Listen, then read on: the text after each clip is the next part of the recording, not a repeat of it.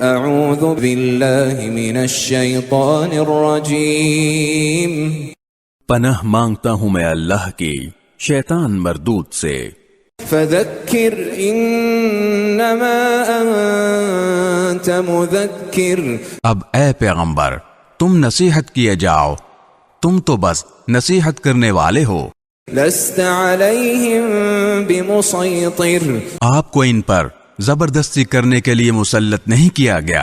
الا من تولی وکفر، ہاں مگر جو کوئی منہ موڑے گا اور کفر اختیار کرے گا، فیعذبہ اللہ العذاب الاکبر، تو اللہ اس کو بڑا زبردست عذاب دے گا۔ ان الینا ایابہم،